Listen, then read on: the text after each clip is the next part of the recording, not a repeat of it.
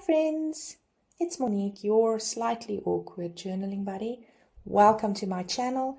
If it's your first time here, thank you so much for joining us. And if it's your second time here, because this is video number 2, yay, thanks for coming back. Today we're going to be doing a beginner-friendly Bible journaling session on Proverbs 3, verse 5 and 6. But I'm also going to do an in-depth study of the entire Proverbs 3.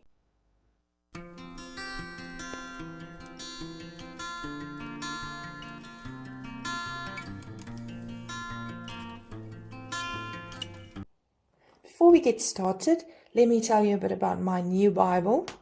This is Bible number 3 for me. I know I've got a problem, but when I saw this one online, I had to take it. It's in my favorite color and it's got this beautiful gold detailing. But the best part of this is it's actually a journaling study Bible, and it's published by Crossway, and it's in my favorite translation, the ESV. So I had to take this, and like I said, it's Bible number 3 for me, and I'll tell you a bit more about my Bibles later on. But I thought I'd show you how I set up this Bible, and I've taken some time because I've had it for a few months to set it up for me. And so it's not really full of any art or Bible study as far, but I'll show you what I've done so far. I actually went along and I created Bible tabs per category. So if you have to minister to someone, or if someone has a question about love, you can just flip through to the verses that's marked, because they're all marked in the same way as it appears here. Then I've also got a easy Bible study method. If you'd like some more information on that, let me know. But then I set up my Bible. In the index, I actually marked up the different sections as how the Bible flows. So I used glitter highlighters, but I can't say that I know if this is a specific brand. But they're beautiful. I don't know if the glitter is shining up on or showing up on the camera. Then I went and I added these tabs. They are sticky tabs that you can color in. Then I left them blank, so I didn't go and color them in. But my previous Bible, I actually tea-dyed them before I stuck them down, because my the Bible pages were actually very creamy, so that was a good match. And I also didn't color them in. But my first Bible, which was an NIV translation, this little girl, she served me well, and I still very much love her, but I never really liked the cover. And then I actually made these tabs way too loud for my liking. I colored them in with Sharpies, and they served me well as well. But yeah, I actually like toned down a little bit more aesthetics on the outside of my Bible, at least. The inside, I always like colorful art, like you can see. If you guys would like a flip through of this baby, give me a comment below and I will make a video of that one for you. So she's just going to sit on the shelf for now as inspiration and a reminder of how much I love this specific art in journaling. So like I said, I left these blank, but then I also added a strip of lace to Proverbs 3:1, because I did a deep study and I designed a printable for Proverbs 3:1, which I still need to copy over into my Bible. So I like having this here as ease of reference. I usually do one for the New Testament as well, so I still need to get to do that, which I will get to soon, I hope. So I'd probably add one here. And then what I also did is I painted the sides of my Bible with gold paint. Now it shows up very blotchy on camera, but I prefer having colored pages on the side because they tend to show dirt if they're just plain white. So I opted for that. But then I also created extra ribbons. This was the original one, this one. And then I added all these additional ribbons and charms so that you can have multiple places marked in your Bible if you're either studying a different section and doing art in another section, or your favorite verses you can also mark up like this. So that's how I set it up for myself. And now I'll show you some of the art and study that I've copied over from my previous Bible. I can't show you the one with the tea-dye tabs because I gifted that to a very dear friend of mine. So what I've done is I've actually done a study on Genesis 1. So I started by doing this watercolor image of a camel thorn tree. In Afrikaans we call it a kameeldoringboom. And I added this phrase, only God can call forth creation, which is totally true. And if you look at creation and the amazing intricate details lying within creation, it can only be explained that there is a divine creator. So I did an in-depth study on Genesis 1, and this is the notes that I've taken on the first part of it. May look chaotic to some people, but I love it. I think it looks really nice. And I made a watercolor image of a giraffe, and this phrase here says God, the ultimate artist, because, I mean, if you look at the platypus and then look at the cheetah, they're totally different, but they're so unique and beautiful and funny in some ways. So my notes go on here, and if I decide to go on with Genesis 2, I can either pick up the same color scheme or do something completely different. It's creativity doesn't need limits. And then I did a small study on Deuteronomy 6 verse 4, which we call the Shema. And the reason I did that was I was using the YouVersion Bible app to read through the Bible within a year. And the specific plan that I was using was set up by the Bible Project. And this, I think it's called One Story That Leads to Jesus. And they have a video on the Shema, and I found it really, really beautiful. And it was such an important part of the Jewish community back before Jesus came, but the way that it's translated today and the way that the actual meaning of some of the words in Hebrew, it's so rich. So I just had to copy that over. And then I also did a full study on Ruth. I had some scrapbooking paper in here, and then I watercolored a barley stem and leaves in there.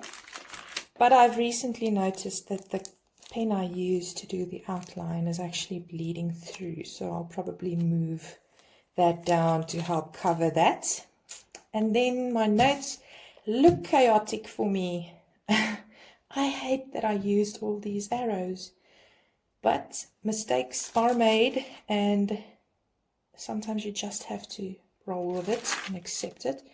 So I did a deep study on Ruth. The book of Ruth is often skipped and overlooked because it doesn't seem like that important, but this is such a beautiful story of how God uses people that you wouldn't normally think we would use to create the story. And Ruth and Boaz are in the lineage of Jesus, which is very beautiful, and this story is just so rich. So I did a deep study on all of that. And then I have a small little entry in Psalms for Psalm 121, also a very important psalm for me, and I did a small study on that and also a little bit of art. Of course, let's hop over to the section that we will be doing today, which is Proverbs 3, verse 5 and 6, but I will be doing the whole study on Proverbs 3. If you guys have a moment, please go and read through Proverbs 3, and then let's tackle this together. So I've created a beautiful printable for Proverbs 5 and 6. You guys can grab it down below in the description box. It's linked there for you completely free. And if you guys want to print that out quickly and join me now, that'll be great. So I thought, along with this one, because I was thinking of only using this as a guide, maybe watercoloring the flowers mostly, and maybe just cutting out some of the images to glue into the piece of art. But I was thinking of using an additional piece of paper for this as a flip out. So I was thinking either lovely tea-dyed paper or this beautiful almost see-through tracing paper or white computer paper. But I was under the impression my Bible pages are like brilliant white, like my computer paper here, my normal A4 printing paper. But I see it's actually not, and I only now realize that I've got some perfectly matching paper in my stash, which I will use. This is just a really thin page, so I have to be very smart of how I'm going to use it. So I'm thinking if I write on this, it's probably going to show through on the other side, so I might not be able to use this. But it's something I need to keep in mind because it's absolutely stunning with this. I don't know. I want to use a tea-dyed paper. It's a bit bulky though. Maybe the best option would be to use the copy paper. I think that's the better option. Should be fine. So I'm going to go with the white copy paper. That gives me a bit more freedom with either painting or gluing this down. So I'm going to run through the process without talking for a while, and we'll jump in when time's right. So let's get started.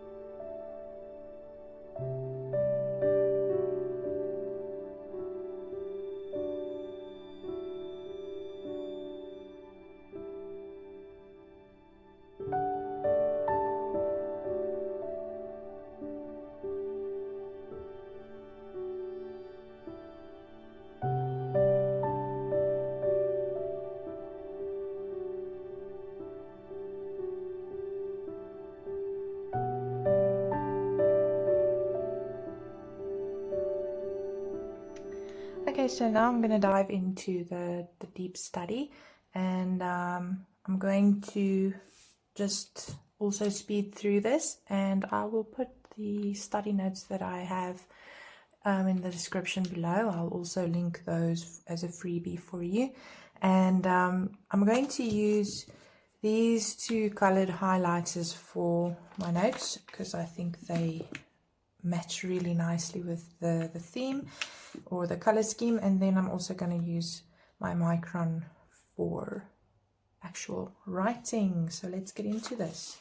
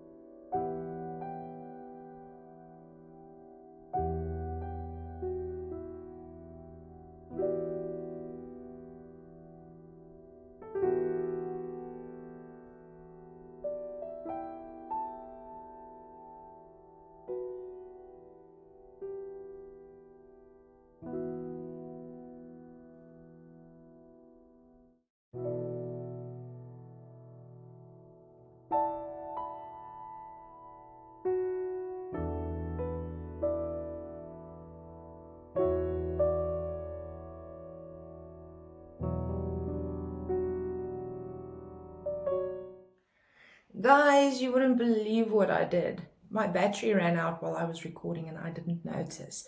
Rookie mistake, I know, and I can't go back and re-record everything because I've already done it. So I'm quickly going to show you what I did and then also run through the notes on Proverbs 3. I created a flip out using normal copy paper and I hinged it with beautiful washi tape on both sides. Then I cut out flowers and the robin from my printable. I inked the edges, stuck them down, and I painted the tree in with watercolor. I did some stamping and I did some hand lettering to create the phrase, "Let it go, let God." I entered the verse which inspired the art, and then I also used my date stamp to date the entry. I had to create a flip down to create space for my notes, and I actually just attached this part with some sticky tape, clear sticky tape, and then I painted these two flowers with watercolor, and I added the phrase "seek wisdom" with some hand lettering because the theme throughout Proverbs 3 is wisdom. That's actually a theme throughout the entire Proverbs. I used these beautiful glitter highlighters for highlighting my notes and boxing in the corresponding notes. So the color scheme, I've also written down which verse pertains to which box, but then I tried to correspond the colors of the highlighter as well. I also made use of transparent sticky notes and normal sticky notes, but you will find that I've cut them down mostly because I tried to not write on the sticky part here, because with time it actually causes the pen ink to bleed and then it just doesn't look very nice. I used my Macron pen for all my notes as well as all the outlining and lettering throughout this entire spread. And I also did my notes on this side in the same theme, and also cut down the sticky note here. So the sticky notes I just attached with some of the washi tape, and I don't know if you can see, I just made them look like little pieces of torn off tape with my pen. I think that's quite cute. The theme of Proverbs 3 is seeking God's wisdom and leaning into his understanding and not your own. To trust in him and not in yourself, to allow God to teach you and discipline you. And it's truly filled with a lot of gems as is the entire Proverbs, to be honest. So if we focus on verse 5 and 6, it says that we must trust in God with our whole heart. And that means you don't hold anything back.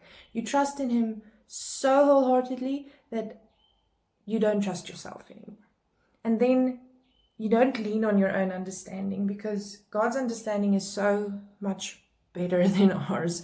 Our understanding is finite and it's small. And there's no way that we can possibly know what's happening tomorrow, but God knows everything. And He is literally directing our paths for good, as promised in the Bible. So if we lean in His understanding and wait on His will, then our paths will be straight. And if we keep pushing, we will lead to ruin. And ruin is a theme throughout the Bible, throughout human history, because the moment we try and follow our own heads, we mess up. And I thought that I would share a little bit of my testimony regarding especially praying that paths be made straight and trying to understand God's reasoning and the things that happen. My husband and I actually lost our daughter 10 years ago. She was born with a congenital heart defect, which nobody picked up.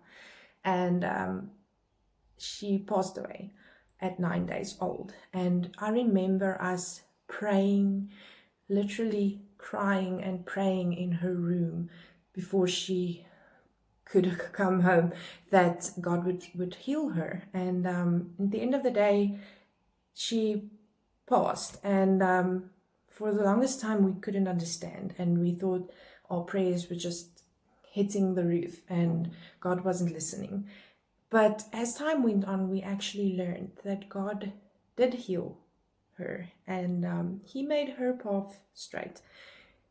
Our paths were guided, not necessarily without obstacles, but He made her path straight. He saved her from a lifetime of limitations, a lifetime of being sick and not being able to do the things her friends or her brother does. And He saved her from a lot of open heart surgeries. So God really made her path straight, even though ours didn't feel straight. But God promises that He will guide us with a clear path. So the obstacles will still be there, but if you lean into His word, into His understanding, into His will, and you trust in Him wholeheartedly, all those obstacles won't seem so big. And looking back, you'll be able to see what He saved you from, or the reason for the certain guidance, or the door closing in your face. God's will for us is absolute life, love.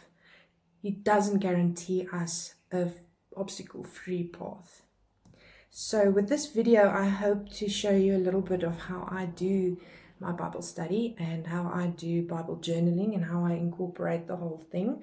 I feel that art is very important, but I also feel the Word of God is rich, true, and it needs to be studied deeply. So I try and focus on doing both. Thank you so much for joining me today. In our next video, I'm sure we'll be doing a video about junk journaling, which I'm very excited about. Please make sure that you comment in this description box if you've used the printable and found it helpful, and used the notes and found them helpful. And then also comment if you have any suggestions or questions.